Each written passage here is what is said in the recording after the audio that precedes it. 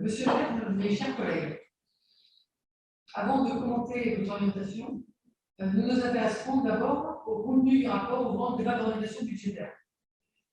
18 pages de contexte pour nous dire que nos moyens sont limités et incertains. Ces pages auraient pu être remplacées par une phrase très simple. Dans un contexte d'incertitude budgétaire, on limite drastiquement ce qu'on appelle dans la presse un ordre. Cette présentation sous-entend que la ville n'a aucune latitude dans le choix de cette action. Certes, l'année 2022 étant une année électorale de portée nationale, il est effectivement possible qu'une loi de finances rectificative soit promulguée sur le deuxième semestre 2022. Mais est-ce que cela devra changer nos orientations? Pour ouvrir un débat d'orientation budgétaire, c'est d'abord raisonner sur les objectifs. Qu'est-ce qu'on voudrait faire et pourquoi voudrait-on le faire? Il s'agit ensuite de s'interroger sur les moyens de y parvenir.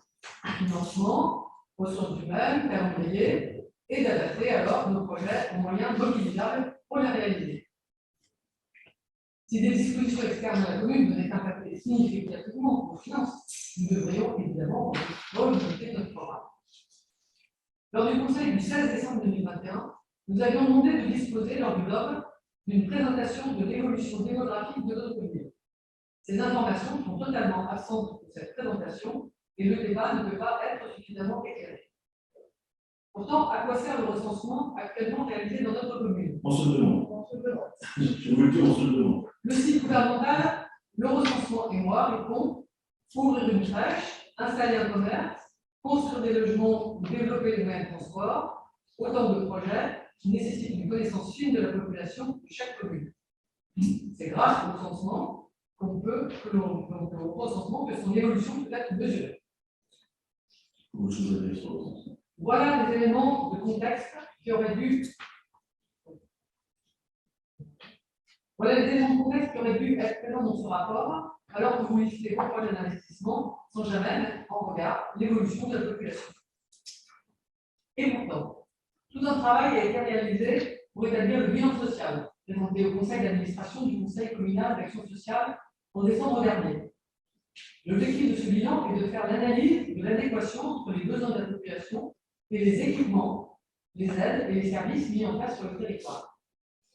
Pourquoi ne pas avoir repris dans le rapport du GOB une synthèse de ce bilan qui fournit des éléments clés pour orienter nos investissements? Nos concitoyens s'interrogent légitimement sur l'impact des nouvelles constructions sur la ville. Les écoles peuvent-elles accueillir tous les enfants? Avec l'arrivée de jeunes couples sur la ville, les places en crèche et dans les écoles maternelles sont-elles en nombre suffisant?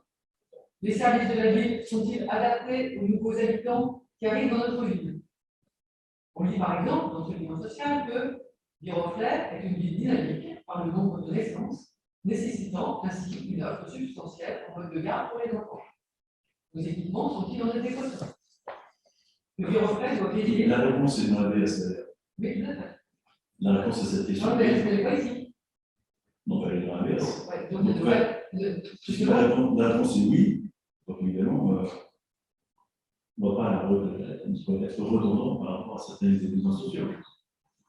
Donc on sait que c'est suffisant. C'est pas la peine d'en faire plus. Viroflay, donc le contenu, nos équipements sont en adéquation, c'est pas la question que nos concitoyens se posent et qu'on est légitime d'aborder dans le cadre de cette instance ici, le conseil municipal. Le Viroflay doit veiller à satisfaire en matière de logement toutes les typologies de familles, composition de la famille, niveau de revenus, différents âges. Le bilan social constate que plus de 50% des demandeurs de logement social concernent les logements les plus abordables, PLAI. Dans votre support, page 42, vous indiquez qu'il manque 545 logements sociaux pour respecter la loi SRU. Mais quels sont les objectifs de construction à atteindre sur les 3 ans à venir? Il est très étonnant de ne pas avoir figuré ces objectifs dans ce document d'orientation budgétaire. On lit toujours dans le bilan social. Le taux de famille monoparentale à Viroflay, 10%, est très inférieur à celui constaté dans les Yvelines et en France, de l'ordre de 14%. On pourrait s'en réjouir. Mais comment ces familles pourraient-elles se loger à Viroflay alors qu'il y a si peu de logements familiaux abordables?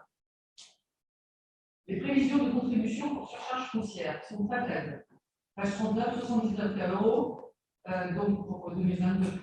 en 2022 donc, et 156 € pour 2023. Dans la commission, vous avez évoqué ce bâtiment qui a été présenté pour le logement social, donc c'est une bonne chose.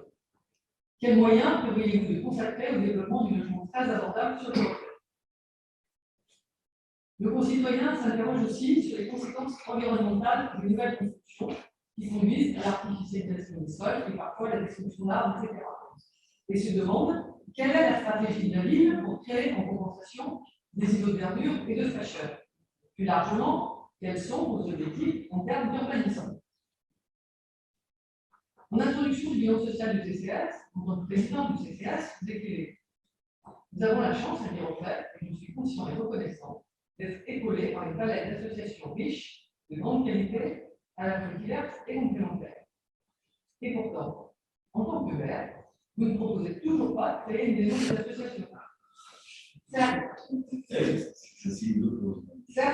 les associations de travail en partenariat avec le CCS se trouvent dans les locaux d'accord, mais il y a beaucoup d'autres associations qui contribuent à l'animation de la ville, qui sont peu visibles et trouvent difficilement le cadre pour se développer et se faire connaître. Nous avons réalisé et présenté à votre équipe tout un dossier à ce sujet. Dans le bilan social encore, on peut dire que les 15-22 ans représentent 18% de la population. Le rapport indique une offre variée à destination de la jeunesse, mais qui a du mal à toucher les plus de 15 ans. Une offre variée. Qu'est-ce qui est proposé aux plus de 15 ans? À noter, par exemple, qu'il n'y a aucune proposition pour cette tranche-là dans les programmes Sortir de décembre ni de janvier, alors qu'ils sont affichés dans les abribus, bus utilisés par les lycéens. Pourtant, nous avons en mémoire la soirée du 9 octobre 2019, de dédicaces et concerts organisés avec Alain Damasio et Yann Péchin sur l'œuvre Les Furtifs. Les jeunes étaient là, l'auditorium était plein. Vous dites, au niveau du CCAS, vouloir mettre l'accent sur les 4 populations chrétiennes qui sont les adolescents, les étudiants, les pré-retraités ou jeunes retraités, et enfin les personnes vivant avec un handicap. Cette priorité se retrouve-t-elle aussi dans les projets que vous inscrivez dans votre pays? Car non, la rénovation d'Arpedo et de la forme ne couvre pas la population des lycéens et des étudiants.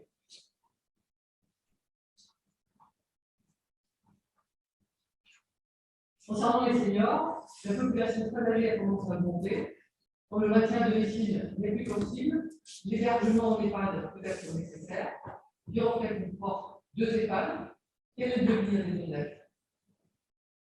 Nous allons reprendre. C'est pas l'équipement communal. Bon. Ce n'est pas l'équipement communal. Ce n'est pas l'équipement communal, mais ça concerne la population des seniors. Je crois que cette problématique de l'évolution de l'EHPAD des honnêtes pourrait faire partie de notre débat de l'histoire. Nous allons reprendre maintenant vos principales orientations pour 2022. Poursuivre la mise en œuvre des grands projets d'investissement de la ville. Vos grands projets apparaissent clairement dans le plan pluriannuel des investissements sur nous apprécions. Comment comptez-vous permettre aux élus que nous sommes de nous exprimer sur ces projets avant qu'ils ne soient figés et que nous puissions porter à votre attention les attentes des Européens qui nous ont élus? Poursuivre du plan de rénovation des voiries. Le plan prévu se donne-t-il pour objectif de traiter les derniers tronçons de voiries faisant obstacle au cheminement PMR continu sur le premier tracé établi par la commission communale pour l'accessibilité, tracé constituant la réalisation d'une première phase du plan de mise en accessibilité de la voirie et des établissements dits locaux. De même, nous travaillons avec vos équipes sur la définition d'itinéraires, notamment intramuros favorable aux mobilités mixtes et compatibles avec les autres modes de déplacement, par exemple organisé hier par M. Ollier avec des tailles constructives. Quels sont les objectifs inscrits au plan de rénovation des voiries?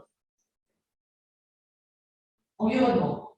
Vous annoncez vouloir renforcer la politique énergétique et environnementale sur les nouveaux projets publics que nous pouvons encourager. Le PPI fait apparaître pour chaque projet les points forts inclus dans ces projets et nous nous en réjouissons. Cette politique pourrait donc se traduire clairement dans les cahiers des charges et dans la dotation des réponses aux appels d'offres, ce qui est également une très bonne chose. Au-delà des bâtiments publics, il est indispensable de déployer une politique volontariste pour faire évoluer le parc de bâtiments privés qui représente une part déterminante de la consommation d'énergie et d'émissions de gaz à effet de serre sur notre commune. Le remplacement de l'habitat vétus par des constructions nouvelles traite de fait une partie du parc, mais il est urgent d'engager une politique d'information, de conseil et de soutien financier qui sont nécessaires pour faire évoluer rapidement l'ensemble du bâtiment existant.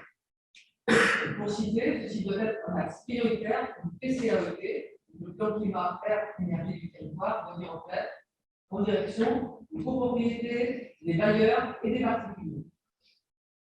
Ceci constitue-t-il pour vous une priorité?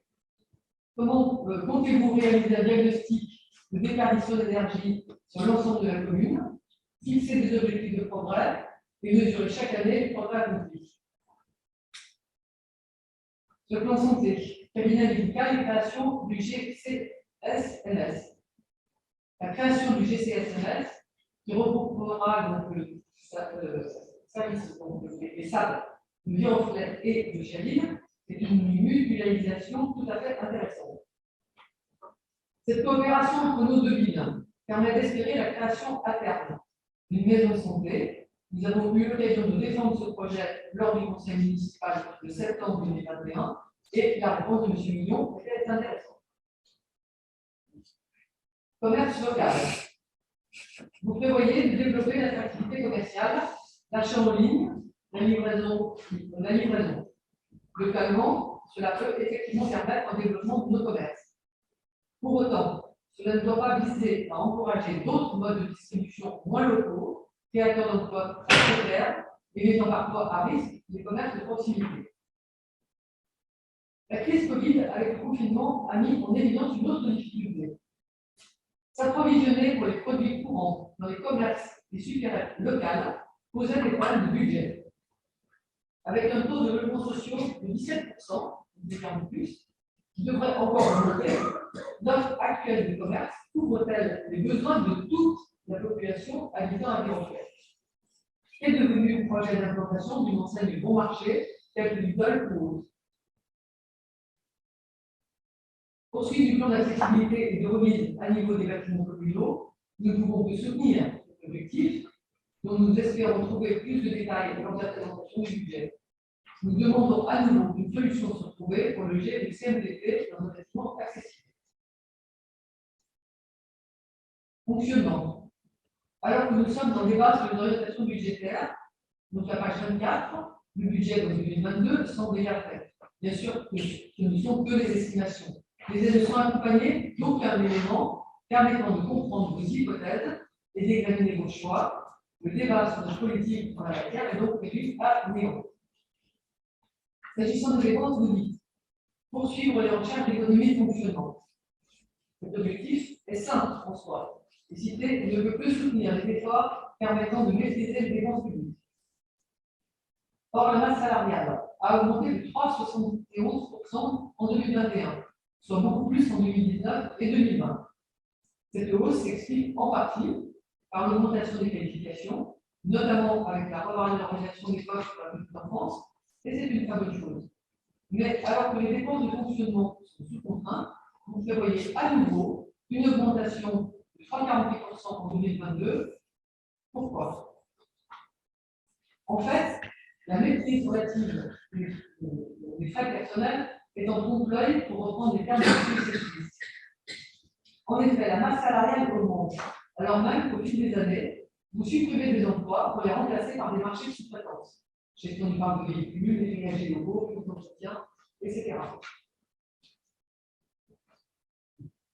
D'autre part, la mise en commun de moyens de VGP est insuffisante, les mutualisations sont trop peu nombreuses, alors qu'elles pourraient contribuer à réduire à terme le frais personnel.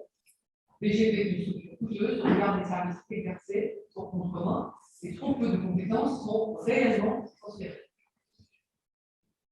Les autres dépenses courantes, soit 7,4 millions d'euros, ne donnent lieu à aucun commentaire. Une page est consacrée au FIC, alors que la hausse potentielle représente une part infime des dépenses, 0,6%. Quant aux recettes, la page de conclusion parle de baisse des recettes. Or, la seule baisse remontée est celle de la DGF, qui représente 0,2% d'une recette n'est donc pas significative. En résumé, Monsieur le maire, pour le fonctionnement, sur quel secteur vont porter vos économies d'une part et vos efforts d'autre part, en termes de personnel ou de moyens, pour reprendre les termes de la présentation, qui sera Paul et qui sera Jacques. Contracter les financements au soutien du programme d'investissement. Il est intéressant de s'interroger sur le financement.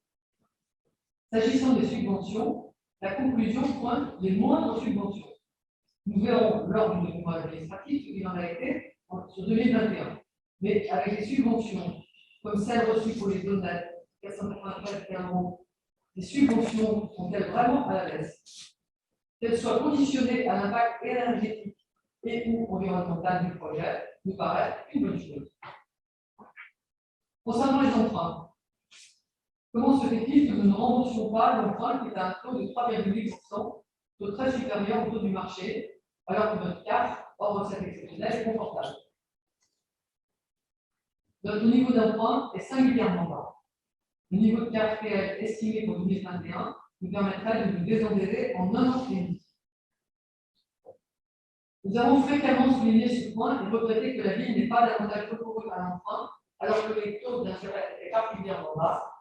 Elle pouvait raisonnablement le faire sans mettre les finances de la ville en danger, alors qu'elle dégageait chaque année une carte très supérieure à 30 millions d'euros pour l'impôt prévu pour l'exposition. Un projet comme le gymnase des Bois porte sur un bâtiment dont la durée de vie dépasse les 30 ans, emprunté par le GLG, n'a rien d'adhérent et ne mettra pas la vie en péril de tout ça. Vous semblez décidé à emprunter pour financer les investissements à venir. Pouvez-vous nous en dire davantage? D'autre part, le projet du gymnase des Bois a donné lieu à une autorisation de programme. Comptez-vous utiliser cette possibilité pour d'autres projets d'investissement?